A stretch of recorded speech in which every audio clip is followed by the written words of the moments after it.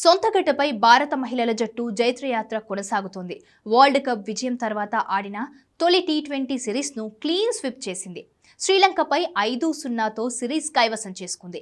చివరి టీ20లో కాస్త పోరాడిన లంకకు ఓటమి తప్పలేదు. గత 3 మ్యాచ్లలో అదరగొట్టిన భారత కీలక బ్యాటర్లు చివరి టీ20లో విఫలమయ్యారు. హ్యాట్రిక్, హాఫ్ సెంచరీలలో దుమ్ము రేపుతున్న షెఫాలి వర్మ కేవలం 5 పరుగులకే అవుటవగా కమిలీ 12, హార్లిన్ డియోల్ 13 పరుగులకు వెనుదిరిగారు. పవర్ ప్లేలోనే కీలక వికెట్లు కోల్పోయినప్పటికీ హర్మన్ ప్రీత్ కౌర్ కెప్టెన్ ఇన్నింగ్స్తో అదరగొట్టింది. ఈ సిరీస్లో పెద్దగా రాణించని ఆమె చివరి మ్యాచ్లో మాత్రం బాధ్యతాయుతంగా ఇన్నింగ్స్ ఆడింది. లంక బౌలర్లపై ఆధిపత్యం కనబరుస్తూ హాఫ్ సెంచరీ సాధించింది.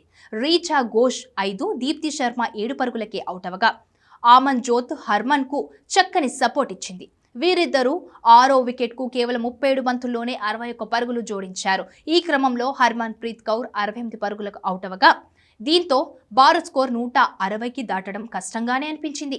అయితే చివర్లో హైదరాబాదీ ప్లేయర్ అరుంధతి రెడ్డి మెరుపులు మెరిపించింది. కేవలం 11 బంతుల్లోనే 27 రన్స్తో చెలరేగడంతో భారత్ 20 ఓవర్లలో 7 వికెట్లకు 175 పరుగులు చేసింది. శ్రీలంక బౌలర్లలో దిహ్లారీ 2, రష్మిక 2 ఆటపట్టు 2 వికెట్లుగా పడగొట్టారు.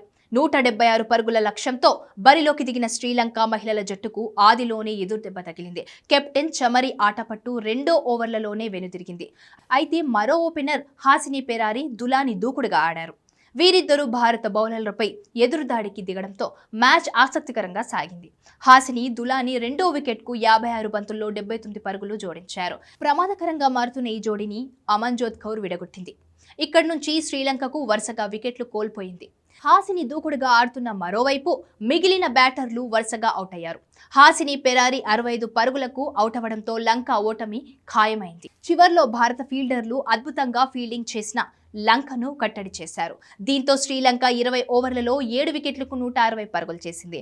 భారత బౌలర్లలో దీప్తి శర్మ, అరుంధతి రెడ్డి, వైష్ణవి శర్మ, స్నేహ రాణా, శ్రీచరణి, అమన్జోత్ కౌర్లతో వికెట్ తీశారు. ఈ విజయంతో 5 టీ20ల సిరీస్ను భారత్ 5-0తో క్లీన్ స్విప్ చేసింది.